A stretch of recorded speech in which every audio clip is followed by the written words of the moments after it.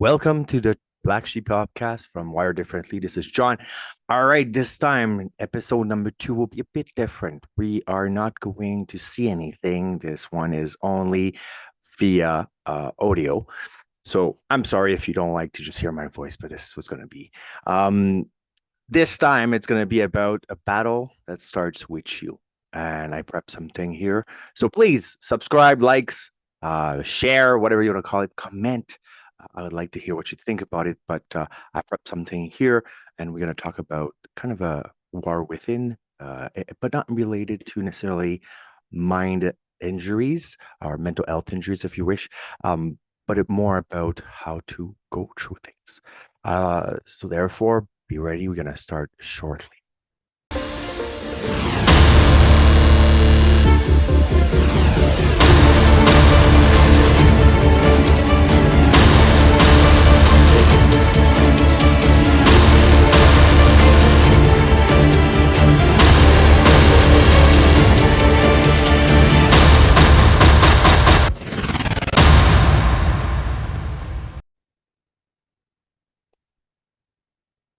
The battle start with you.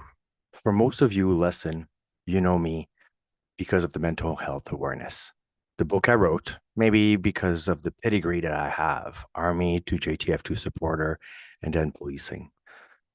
I made mental health a common thing to talk about day after day.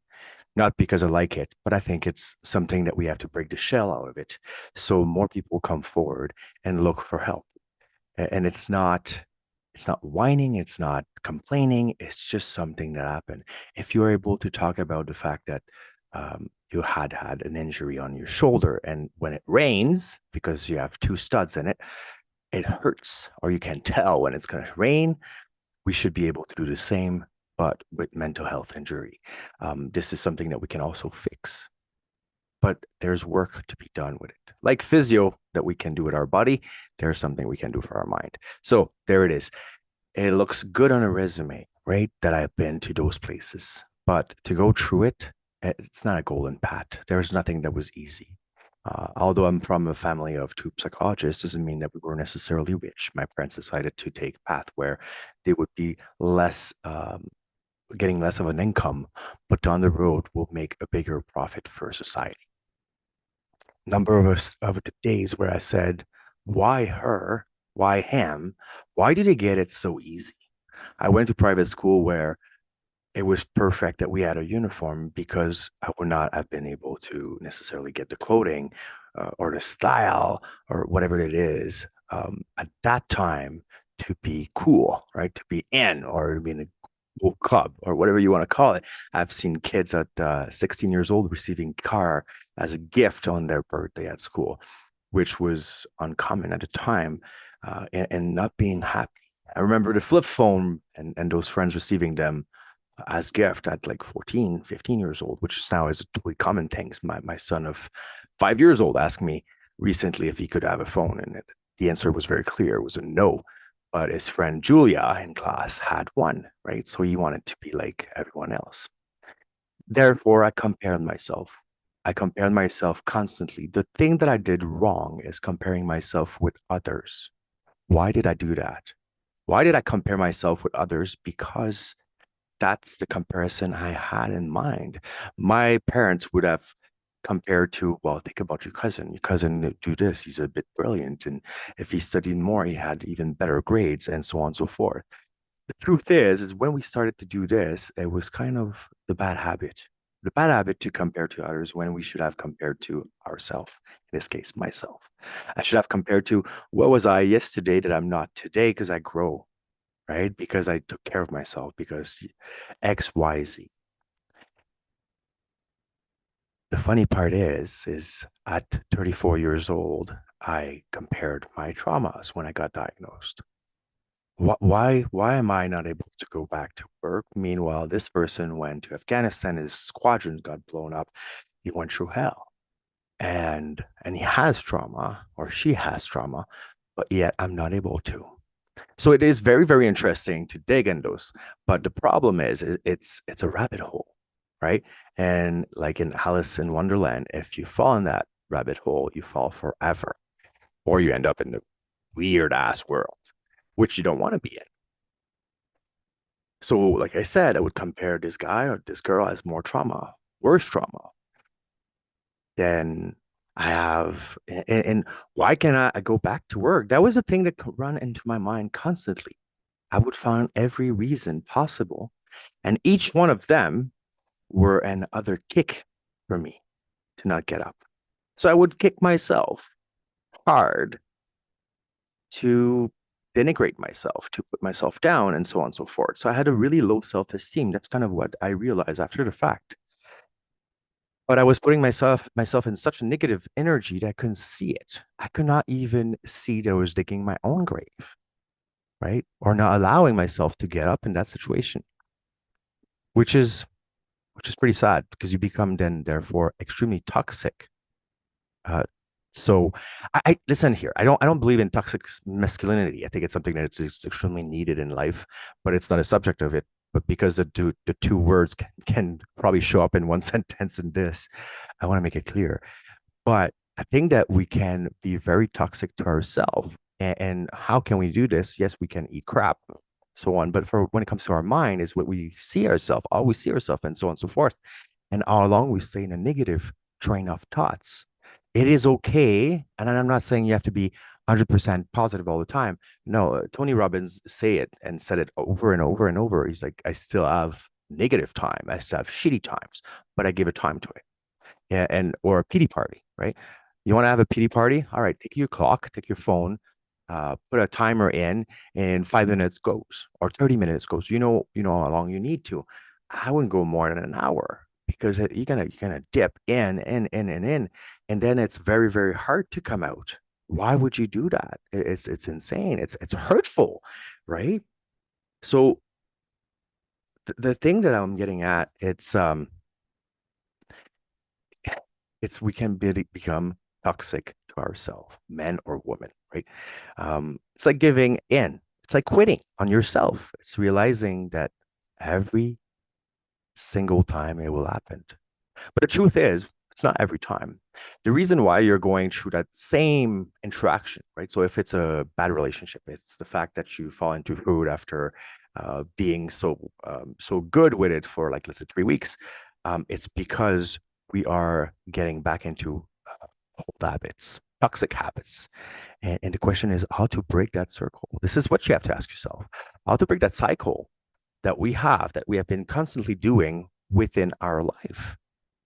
And most of the time, we don't want to answer this question because it brings bad memories. It brings effort that you have to put forward that we don't really have, right? For example, if I want a good podcast in my house because I have two children under 5 and a wife over 30, I have to get up at 4 o'clock in the morning to have quiet in my house, right?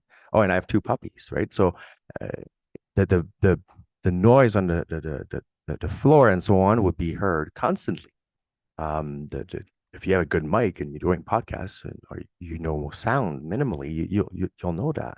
So if I want to do something that's minimally good for you to listen, and that is for one or two listener, I need to get up on time. I need to be there on time for those things. So the question I have for you when you fall down into it is, are you able to get yourself out of that rabbit hole, or do you have to ask someone else? And the question is it's not because you should not have the help of anyone. It's not that you should not start getting yourself out, but you should know when you get into something, you should know how to get out of it. Because if it becomes negative, toxic and not hard. This is different, right? Hardship versus toxic or negative is two different things. So we need to be very clear on this because it's easy to quit when it hurts. Now, if it's toxic because you have been in a toxic cycle of doing the same shit constantly, this is self-inflicting. That's what you have to get out of. So the hardship is going to fall in right after if you decide that it's enough. I'm not going to fall in that again over and over and over. Now, the one thing I can tell you is every time I entered the quitting mind, every time I entered the I'm done with that thing mind, I realized one thing. I was overly emotional. And emotions are so great. They're so fantastic. They're needed when you are creative. They're needed when you want to build up something that is memorable. You Emotions are great all the way, but emotions are not good for business. And sometimes we need to see our life as a business, depending your goal. And this is where I'm asking you, think about it. When you went through it, were your emotion overly on the top? I'm thinking about there's calls as a cop that I went through where I cannot have emotions. I cannot go through it with emotion because it'd be hurtful, because it would get to my core. So I had to close down the valve of feelings for a while and open up the mindset of let's get it done, right? And so on and so forth. I mean, it could be a lot of sadness, it could be a loss, it could be whatever the hell maybe.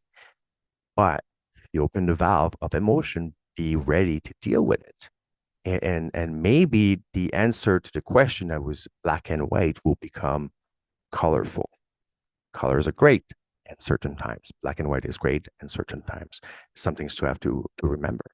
Um, are you able to see when this happened? Because the next step with that kind of war within is awareness. You need to know when shit hits the fan to then work on the fan that's been hit, right? And if you don't figure it out, then you're just digging your hole more and more and more. I was going through therapy at one point, and I realized I thought that I was doing better, and the truth is I was stepping back and then plateaued, and then stepping back and plateaued. It made it worse because we were in that kind of toxic environment. And when I say we, I don't say my millions of personality. I'm saying me, my therapist, my team that I had around because I don't think I was able to do it by myself. Life will challenge you. And if you quit somewhere, if you give up on yourself, war on yourself will happen more than you think. And the only weapon you may have will be your mindset. You might think that your current job is fulfilling, that your boss is making chores, like it's making you shitty jobs, right? And they're just in there to use you to get to their promotion. I've been there. I've seen it. It happened to me. I was at one point one of the only army uniform working for a Navy HQ. And first position was good, was fulfilling. And they gave me a number of money to do a project for them and creating and so on. It was great. Then they moved me to closer to the admiral at that point.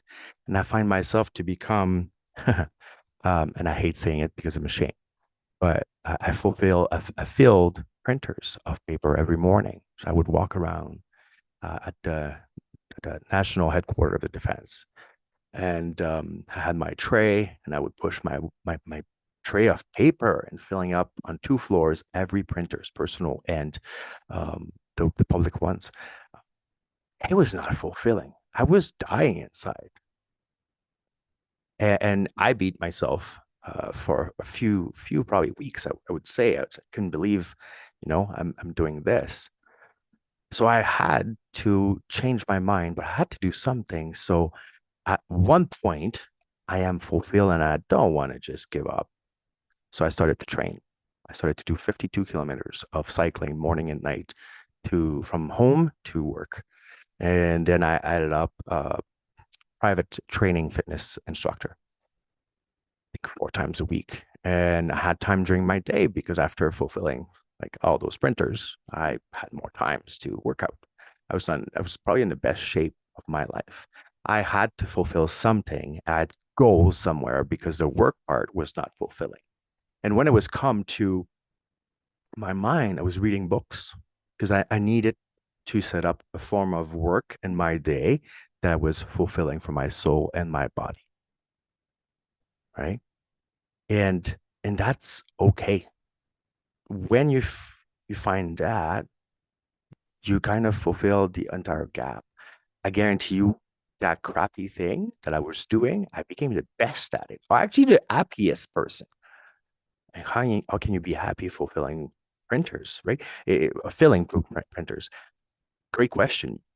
You're not, but that means that something else in your life is going so well, right? And at one point, someone saw it and said, well, that guy should not be here. This guy is not great for that position or that simple position, if you wish. Someone else will do it um, differently, I guess. And it happened, right? There's a commander in his office and talked to me about applying to Kensoftcom. So that was the start. But and I always said to myself, I had to do um, my sandbags. What I mean by this is usually when you're in a camp, on a military camp, right, base or whatever that is, um, it's not the general who's going to do the sandbags, right? He might do one or two to just support troops, but his job is somewhere else in an office making decision. Usually, the person who do the sandbags is a private corporal, master corporal, right? It's the shit job is at the bottom of the pyramids, right? So you may as well accept the position you have where you are and build it up because down the road you're going to start and down you might lead those guys who down the road will do those descent backs, so on and so forth. I believe that you are on the right path if you're starting to accept where you're sitting and you're working to change to the next step, right? That's the growth. Everything comes at a price. Before being in a special force, I had a great job. And like I told you, um, I was doing those things, the printer aspect. And before the military, I was a cook. But at first, before being a cook, I had to learn how to cut veggies, right? There's a learning process and there's an acceptance to it. You have to go through it without retreat. I don't have those amazing war stories because I don't have those combat and adventure that others do. So I cannot speak about it. I saw Iraq. I saw it was.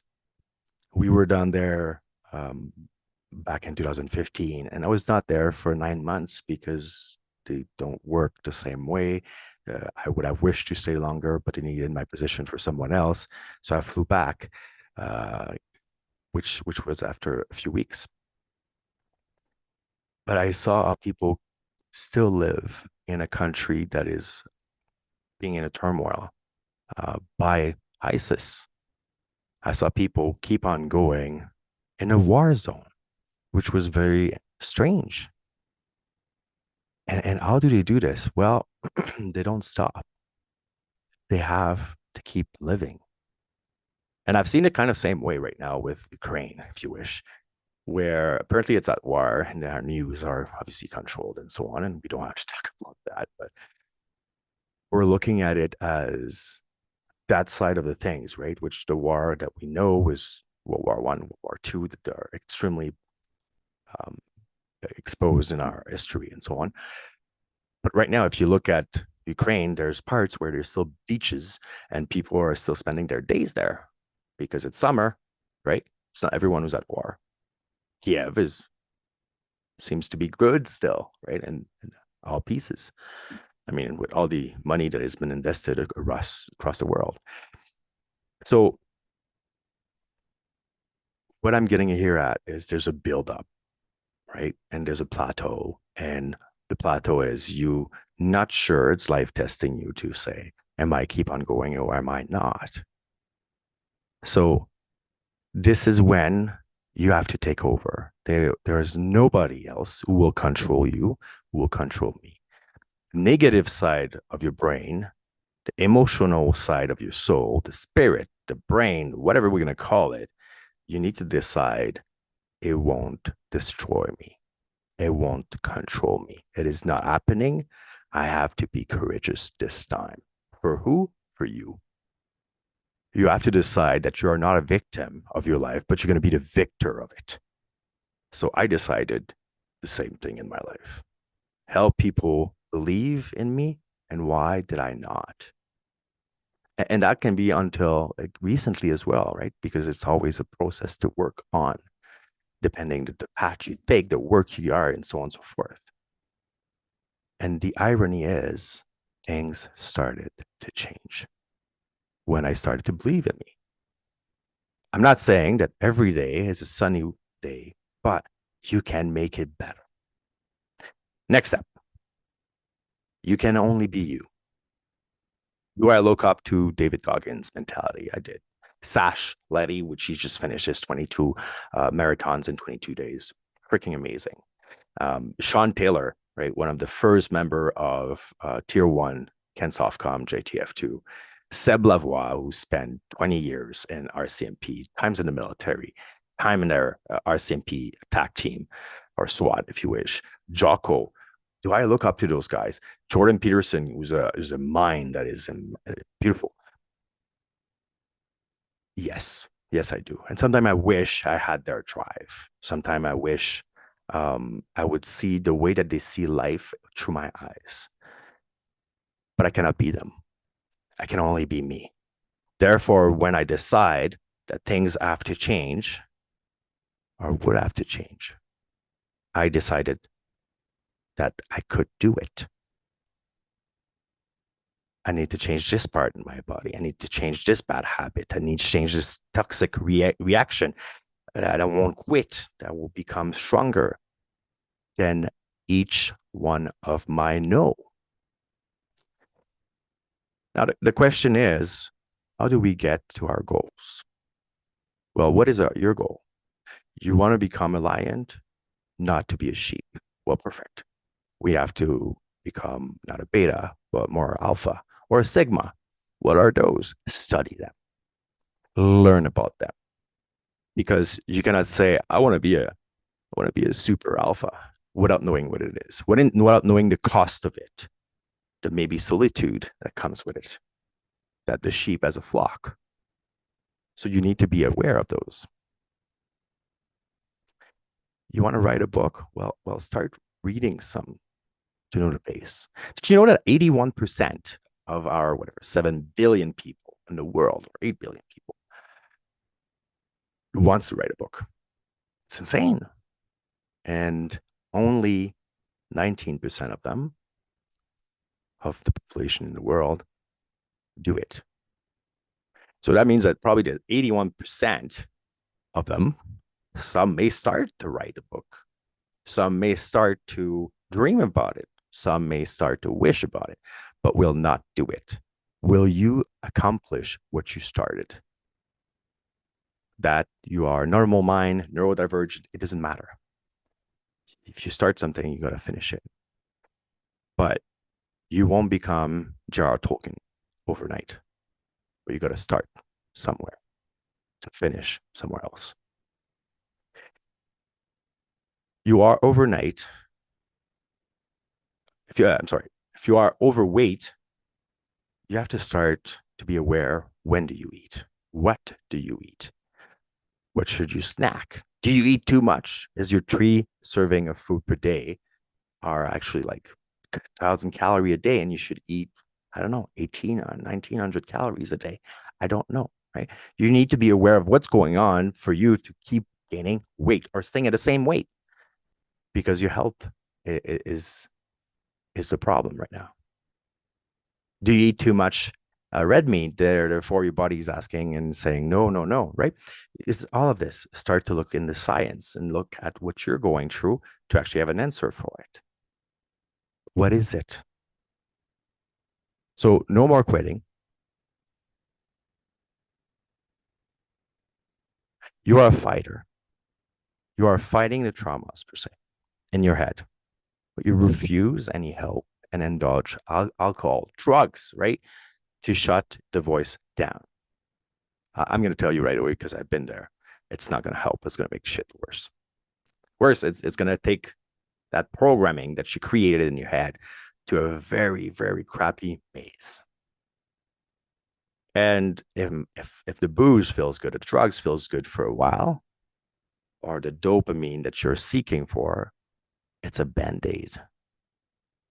And it's not fixing it, because you need stitches. You know what I mean? It will sound crazy, but it is time to be competitive with yourself. kick the ass of the old you, bring the new, stronger you. And it's so corny. It is so corny, but it's so doable. Now you'll have time that you talk down to yourself. Well, we all do it. If you want to be a boohoo day on you, go ahead. Not for a day. A day is 24 hours. You can do a lot of things in 24 hours. And you are currently wasting it. My question is, why are you wasting it? So give yourself a timer, a boohoo timer, like I talked about, that Tony Robbins says, and then go back.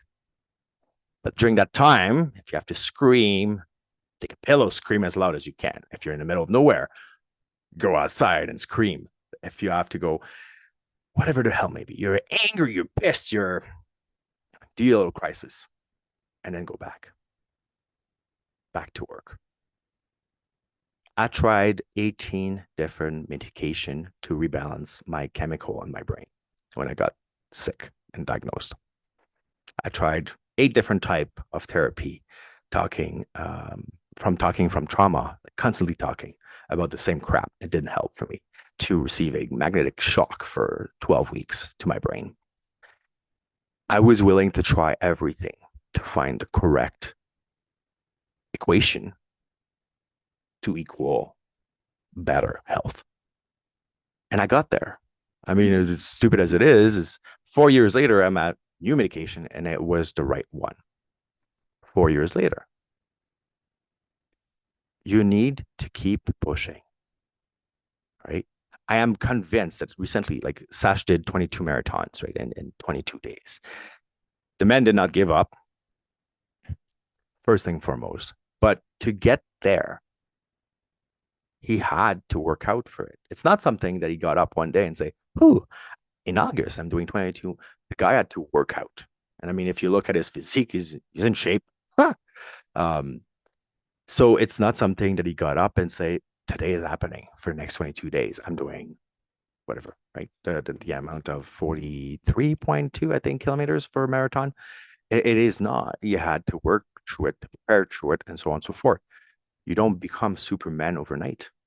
You don't become the elite of the elite overnight. There's a learning curve to it. There's lessons. There's so much to it that you have to remember. Chad from C2C finished to walk his walk across the country, did every provinces, and he had to cut it short the first year because one of his partner had something that was happening medically.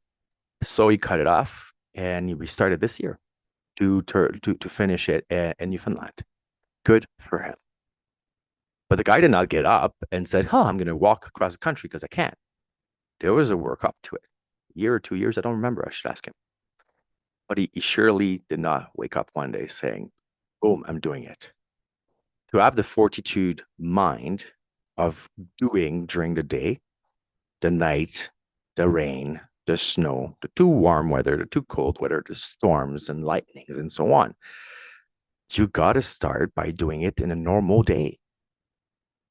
And this is something that I think we forget, right? The guys who says, and I was listening to Eric Thomas, I love the guy, motivational speaker. And he says, every day I get up at 3 o'clock. Well, I'm sorry. If I'm used to get up at 8, 3 o'clock is going to be extremely hard. And I'm not saying don't do things that are hard. I'm saying maybe start with 6 o'clock and build it up to 3, right? We don't have all the drive of those awesome minds, but we can get there. This is a change. This is a modification. You won't start by lifting Olympic weights if it's your first day. And those are normal freaking thing that we keep forgetting, that we beat ourselves up, quit because, well, holy cow, David Goggins did it. Yeah, but the guy did also the military training, and then he did a special force aspect, and then he did twice his whatever uh, Hell Week and so on. The guy was prepared. So if you're not prepared, it's not going to happen, and you're going to probably be in that negative turmoil that you put yourself so well. When I joined the military, right, I never worked out for it before.